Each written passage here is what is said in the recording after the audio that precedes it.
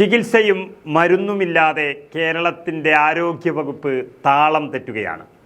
ശരിക്കും ഈ തള്ള് എന്നൊക്കെ നമ്മൾ പറയാറുണ്ടെങ്കിലും അത് എന്താണെന്ന് മനസ്സിലാക്കണമെങ്കിൽ ആരോഗ്യമന്ത്രി വീണ ജോർജിൻ്റെ പ്രസ്താവനകൾ തന്നെ കേൾക്കണം. കേരളത്തിൻ്റെ ആരോഗ്യമേഖല എല്ലാത്തിനും സജ്ജമാണെന്നാണ് എപ്പോഴും പറഞ്ഞുകൊണ്ടേയിരിക്കുന്നത്. പക്ഷേ എല്ലാം തട്ടിപ്പാണ്.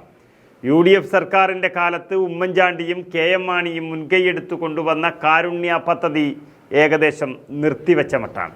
150ഓളം ആശുപത്രികൾ പണം കിട്ടാതെ അത് ഉപേക്ഷിച്ചു. ബാക്കിയുള്ളവർ ഉപേക്ഷിച്ചുകൊണ്ടേയിരിക്കുന്നു. ഇപ്പോഴിതാ കാരുണ്യയിൽ മരുന്ന് എത്തിച്ചു കൊണ്ടിരിക്കുന്ന സൺ ഫാർമ ഹൈക്കോടതിയിൽ കേസ് കൊടുത്തിരിക്കുകയാണ്. കാരുണ്യ ഫാർമസിക്ക് മരുന്ന് വിതരണം ചെയ്തതിൻ്റെ 9.5 കോടി രൂപയുടെ കുടിശ്ശിക ആവശ്യപ്പെട്ടുകൊണ്ടാണ് സൺ ഫാർമ ആരോഗ്യവകുപ്പിനെതിരെ ഹൈക്കോടതിയെ സമീപിച്ചിരിക്കുന്നത്. സർക്കാർ വിശ്വാസവഞ്ചന കാണിച്ചുവെന്നും പാവപ്പെട്ട രോഗികളാണ് കാരുണ്യയെ ആശ്രയിക്കുന്നത് എന്നതുകൊണ്ട് മരുന്ന് വിതരണം നിർത്താത്തതെന്നും കമ്പനി ഹർജിയിൽ പറയുന്നു. അങ്ങനെ ഒരു പ്രൈവറ്റ് കമ്പനി കാണിക്കുന്ന ഉത്തരവാദിത്വം പോലും സർക്കാർ കാണിക്കുന്നില്ല എന്നതാണ് യാഥാർത്ഥ്യം. അതായത് സംസ്ഥാനത്തെ 52 കാരുണ്യ കമ്മ്യൂണിറ്റി ഫാർമസികൾക്കുള്ള 35% ജീവൻ രക്ഷാ മരുന്നുകൾ വിതരണം ചെയ്യുന്നത് സൺ ഫാർമ എന്ന കമ്പനിയാണ്. വർഷങ്ങളായി കേരളത്തിലെ ആരോഗ്യവകുപ്പിന് നൽകുന്ന മരുന്നുകളുടെ ബില്ല് 45 ദിവസത്തിനു ശേഷമായിരുന്നു അനുവദിച്ചിരുന്നത്. എന്നാൽ കഴിഞ്ഞ 6 മാസമായി മരുന്നുകൾക്ക് 1 രൂപ പോലും നൽകിയിട്ടില്ല കേരള സർക്കാർ. അങ്ങനെ 9.5 കോടി രൂപ ഇതുവരെ കമ്പനിക്ക് കുടിശ്ശികയുണ്ട് കൊടുക്കാൻ.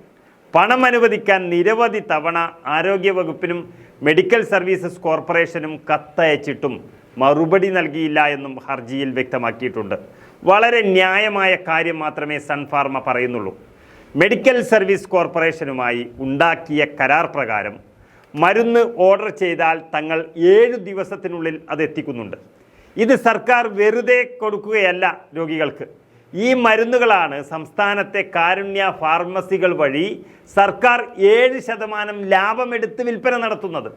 ഇങ്ങനെ രോഗികളെ പറ്റിച്ചു മാത്രമല്ല, ഇപ്പോൾ മരുന്ന് കമ്പനികളെയും പറ്റിച്ചുകൊണ്ടാണ് സർക്കാർ ദൂർത്തടിച്ച് നടക്കുന്നത്.